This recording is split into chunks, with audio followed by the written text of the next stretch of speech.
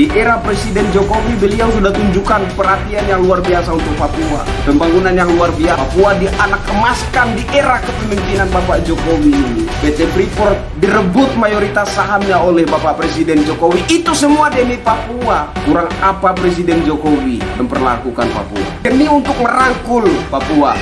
Demi agar kalian itu bisa sadar, turun gunung, kembali ke pangkuan ibu pertiwi.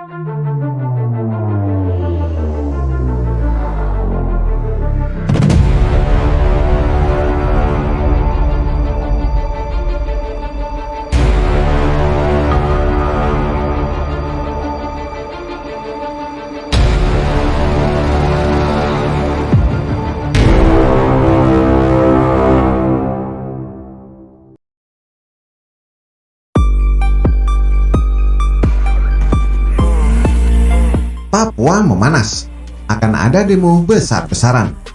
Tagar Save Lukas NMB besok.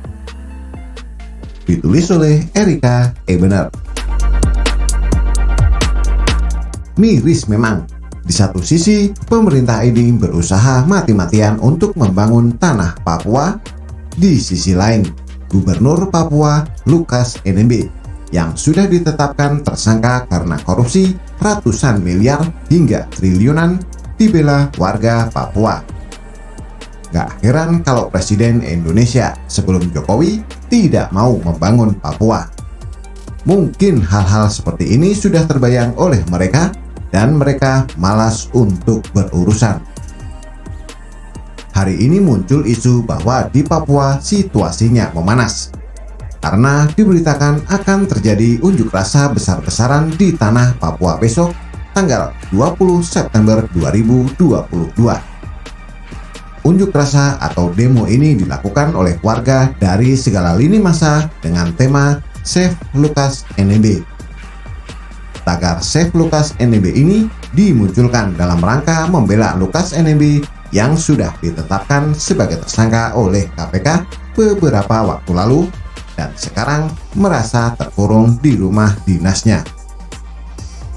Penetapan tersangka oleh KPK tentu saja mengindikasikan bahwa Lukas NMB sudah terjerat dalam kasus korupsi. Apa yang membuat warga Papua bangkit membela calon koruptor ini? Karena beberapa hal sebagai berikut. Yang pertama, penetapan Lukas NMB sebagai tersangka KPK ini diisukan sebagai sebuah rekayasa politik karena kondisi menjelang tahun politik 2024. Kasus korupsi yang dilakukan Lukas NMB ini di-framing sebagai kasus yang memiliki keterkaitan dengan parpol atau pejabat tertentu dan sedikit pun tidak dipandang sebagai satu peristiwa temuan dan fakta hukum tindak pidana korupsi murni. Kedua, pihak NMB menghembuskan isu bahwa dirinya ditetapkan tersangka karena permasalahan gratifikasi yang cuma 1 miliar rupiah. Faktanya, PPATK menyatakan bahwa ada ketidakwajaran dari penyimpanan dan pengelolaan uang yang jumlahnya mencapai ratusan miliar rupiah di lebih dari 10 transaksi keuangan yang betul-betul di luar kewajaran. Ketiga, pihak NMB tidak terbuka pada warga bahwa saat ini saja beberapa rekening bank atas nama Lukas NMB sendiri telah diblokir oleh PPATK per hari ini dengan jumlah mencapai 71 miliar rupiah. Keempat, warga Papua sama sekali tidak tahu bahwa ada kasus-kasus lain yang sedang didalami oleh PPATK seperti ratusan miliar dana operasional pimpinan, dana pengelolaan POM, dan bahwa Lukas NMB memiliki seorang pejabat yang diberi jabatan sebagai manajer pencucian uang. Gila, keren banget, sampai ada pejabat khusus untuk urusan pencucian uang. Selama ini BPK tidak berhasil atau gagal melakukan pemeriksaan karena selalu tidak bisa diperiksa. Atas kegagalannya ini, BPK selalu melakukan disclaimer atas setiap kasus keuangan di Papua. Seringnya BPK melakukan disclaimer inilah bukti-bukti yang menunjukkan adanya dugaan tindakan korupsi pun bermuara di KPK sehingga ditemukanlah kasus-kasus hukum yang saat ini telah menempatkan Lukas NMB sebagai tersangka KPK. selama ini kita hanya mengenal Veronica Komen, seorang aktivis yang selalu menggambarkan kondisi Papua begitu menyedihkan.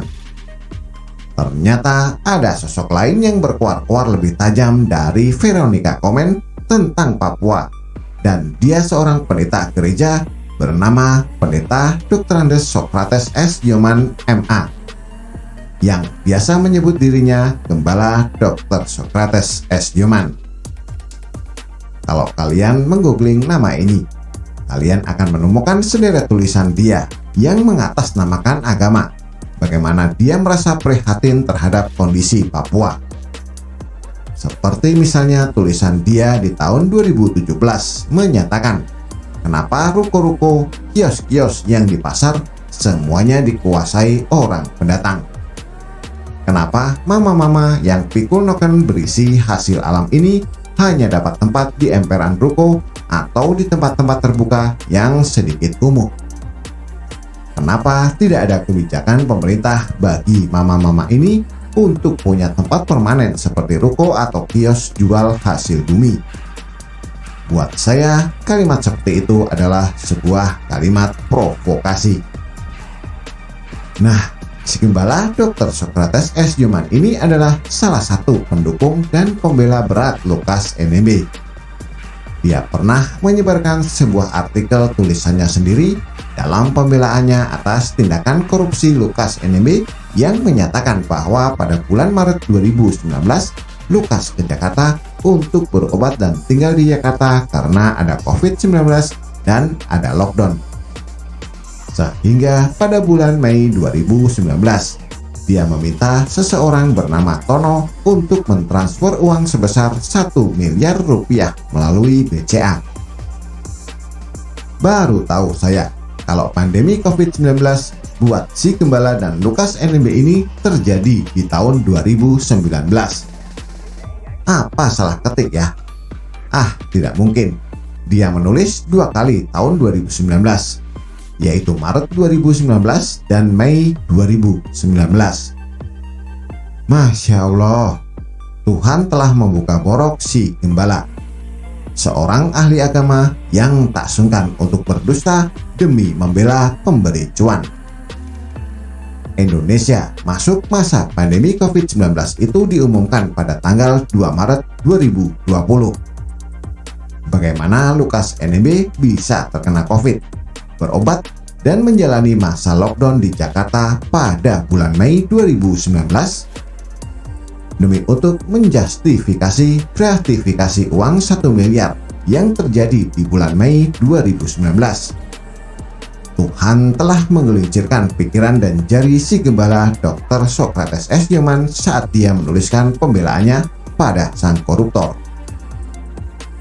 Si pendeta Dr. Socrates S. Yoman ini pula yang memframing bahwa penetapan tersangka terhadap Lukas NMB dilakukan karena menghadapi tahun politik 2024. Lagi-lagi logika si pendeta digelincirkan Tuhan.